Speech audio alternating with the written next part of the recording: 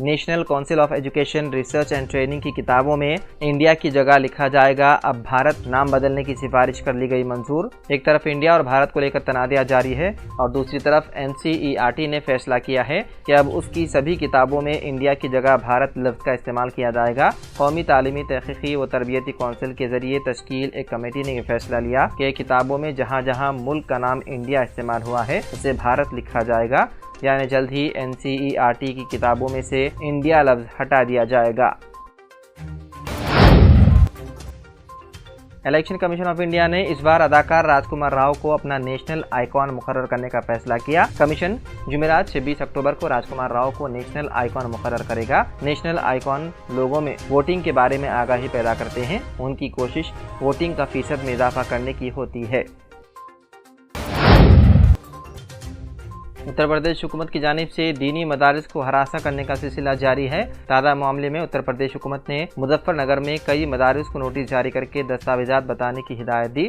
Notice میں کہا گیا ہے کہ اگر دینی مدارس کی جانب سے اس نوٹس کا جواب نہیں دیا گیا تو محکمہ تعلیم کی جانب سے ہر روز 10,000 روپے جرمانہ عائد کیا جائے گا۔ محکمہ تعلیم کی جانب سے جاری کردہ اس نئے فرمان کے بعد اتر پردیش میں ایک بار پھر دینی مدارس اور ان میں ہونے والی فنڈنگ کو لے کر بحث کی جا رہی ہے۔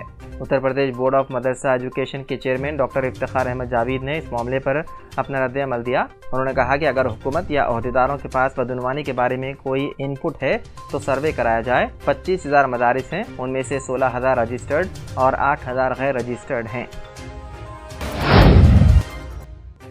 اتر پردیش کے کانپور کے سرکاری اسپتال کی لاپرواہی، 14 بچوں کو چڑھایا گیا انفیکٹڈ خون۔ کانگریس کے صدر ملکارجن کھڑگے نے اتر پردیش کے کانپور میں 14 بچوں کو انفیکٹڈ خون چڑھانے کے واقعے کو سنگین لاپرواہی اور شرمناک صورتحال قرار دیتے ہوئے کہا کہ مرکز اور ریاست میں BJP کی حکومت نے صحت کے نظام کو ڈبل بیمار بنا دیا ہے۔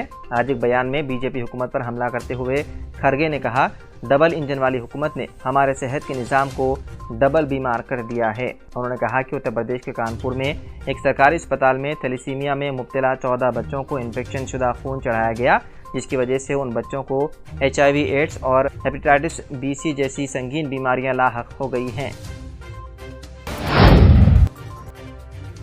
اتر پردیش کے آگرہ میں ٹرین آتش زدگی کا خوفناک حادثہ پیش آیا۔ رپورٹ کے مطابق تھانہ ملپورہ کے بھاڑائی ریلوے اسٹیشن کے پاس پنجاب کے فیروز پور سے مدھیہ پردیش کے سیونی جانے والی پاتال کوٹ کے ایکسپریس کے 2 ڈبوں میں اچانک آگ لگ گئی، جس نے مسافروں میں بھگدڑ کی حالت پیدا کر دی۔ بتایا جاتا ہے کہ چہارشنبے کی دوپہر پاتال کوٹ ایکسپریس میں آگ لگنے کا یہ واقعہ پیش آیا، حالانکہ اس کی وجہ کا ابھی تک پتہ نہیں چل سکا۔ ذرائع کے مطابق اس آگ کی زد میں 2 مسافر آئے ہیں، جنہیں علاج کے لیے مقامی اسپتال لے جایا گیا۔ ٹرین میں آگ لگنے سے چیخ و پکار مچ گئی اور فوری طور پر ریل و مقامی انتظامیہ کو اس کی جانکاری دی گئی۔ ترک صدر رجب طیب اردغان کی حماس کی کھل کر حمایت، اسرائیل کا دورہ کر دیا منسوخ۔ ترک صدر رجب طیب اردغان نے اسرائیل کا دورہ منسوخ کرنے کا اعلان کرتے ہوئے کہا کہ مغربی ممالک صہیونی ریاست کی مفروض ہو سکتی ہے، لیکن ترکیہ تمہارا مفروض نہیں۔ میڈیا رپورٹ کے مطابق رجب طیب اردغان نے اپنی جماعت کے اجلاس سے خطاب میں کہا کہ مغرب حماس کو ایک دہشت گرد تنظیم کہہ رہا ہے، لیکن میرے نزدیک یہ جنگجو نہیں بلکہ مجاہدین ہیں جو اپنی آزادی کے لیے لڑ رہے ہیں۔ انہوں نے مزید کہا کہ ترکیہ کو اسرائیلی ریاست سے کوئی مسئلہ نہیں، ہمارے ان سے تعلقات ہیں، لیکن اسرائیل کے غزہ پر مظالم کو ہم نے کبھی بھی قبول نہیں کیا اور نہ ہی آئندہ کریں گے۔